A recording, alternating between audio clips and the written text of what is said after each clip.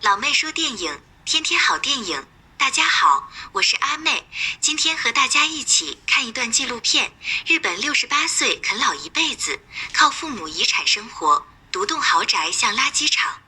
这位68岁的独居老人前田良久被称为日本最老的啃老族。他住在东京著名的富人区代代木，坐拥100万豪宅，但却把自己的家活成了垃圾场。20年都没有打扫过房屋。节目组想去老人家中看看，但他却好心提醒记者：“可以一直跟拍去你家里吗？”恕我直言，我家可是很可怕的。如果你不怕吃惊的话，可以过来。记者听后不以为然。代代木是富人区，在这里有自己房子的人家里还能有多乱？一路上的交谈，老人风趣幽默。他说自己是宅在家里的鼻祖，一生只工作了2年半的时间，现在靠父亲的遗产生活。为了妥善使用父亲的遗产，每月他只花费5万日元，在月均10几万消费的东京，这算是很低的消费。他自己也坦言，这是对不起社会的人生啊。节目组第一次来到老人家，这是一栋很大的独栋住宅，门前杂树丛生，看不见路，感觉很不一样哦。哎呦，好可怕，能进得去吗？我跟着进了。家里的前门20年前就坏了，从那以后再也没有打开过，只能穿过竹林，再从后门进入。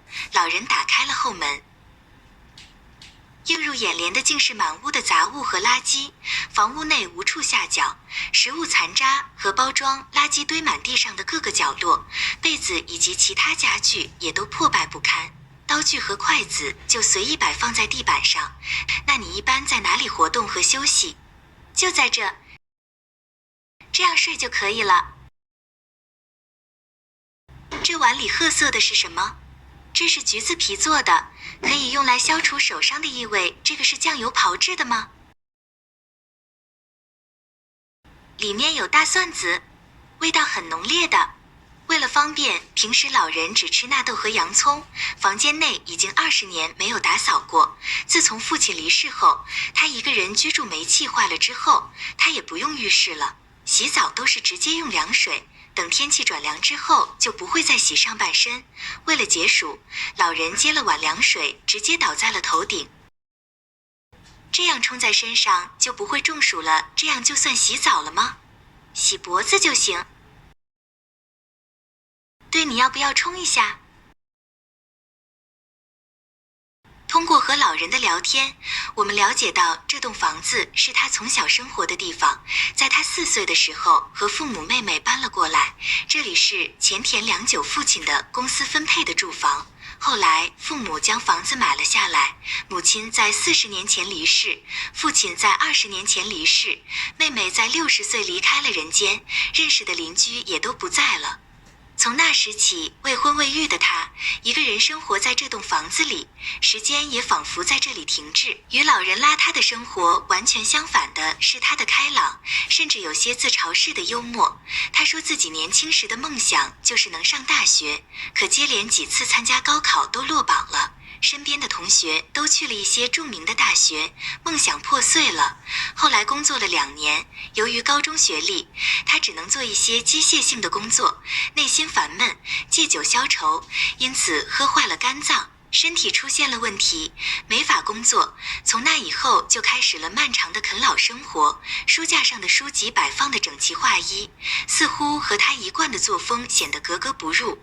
原来老人喜欢哲学和历史，他说把书这样摆放整齐，看起来就像很有学问的人。从与老人的沟通中也发现，其实他很有修养。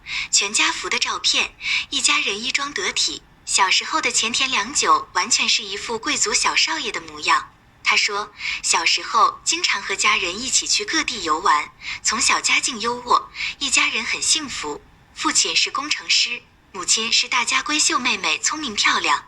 或许是自己身边的人太过优秀，导致他不能接受自己的平凡，受不了高考失利的打击，从此一蹶不振吧。老人说，他父亲留下的积蓄还可以再坚持7、8年。如果是你的话，认识的人都不在人世了，你还有活着的意义吗？就不会太想活着了吧？一个人散步的时候最舒服了，这种时候心里最平静了。一个人很寂寞，散步的时候就心情很好。年纪大了无人陪伴，出去散步能让老人感受到人间温度，忘掉孤独。1年以后，2017年12月，节目组第2次走进了老人家中，家里的垃圾还是依旧如初。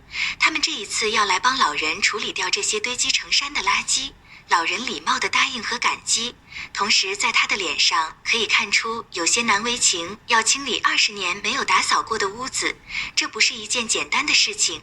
让人惊奇的是，老人房间里的一部老式电话竟还能用。原来老人这么多年，为了省钱不用空调，不用煤气，却一直交着电话费。或许他的内心还有着一份期待。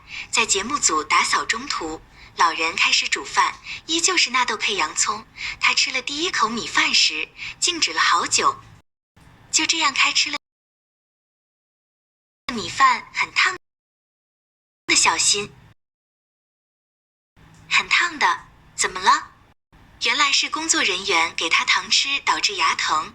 老人是在用有温度的米饭来镇痛，一天的忙碌也没能打扫完这个偌大的豪宅。但这短暂的陪伴却让老人很快乐。老人不舍节目组离开，邀请记者留宿一晚，记者也很友好地拿出睡袋住下。第2天，老人还说，由于前1天的打扫，自己比平时睡得更香了。打扫过后，发现房间里其实有很多值钱的物品，可他都不舍得卖掉，包括很多升值的漫画、父亲的收藏。看着相册里一张张时隔久远的照片，老人还能很清楚地说出地点，父母给做的便当松茸饭，那些一起走过的岁月，在他看来，这些是承载着自己一生最快乐的回忆。一直在有说有笑的老人，看着看着也不知不觉泪眼婆娑。或许前田良久就是因为太孤独，才想要用垃圾把房间填满，不至于太空虚。经过2天的大扫除，屋子里里外外已经变了个样，连门口也不再杂树丛生。节目组支付了32万日元的垃圾清理费。老人听到后感到诧异，问节目组为什么要这么做。工作人员只说了一句，因为有缘。时隔2年7个月，这是2020年全球抗疫的1年，节目组第3次来到老人家中，发现之前收拾好的房间再次变得杂乱起来，不过厨房的卫生老人倒一直保持着。记者了解到，自从节目播出后，生活中也会有一些人来探望，甚至带他出去玩。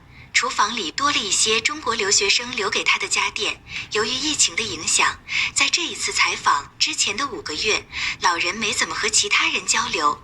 他之后的生活，由于节目组发生了一些变化，他这里时常有人来陪他聊天，也不再感到那么孤独。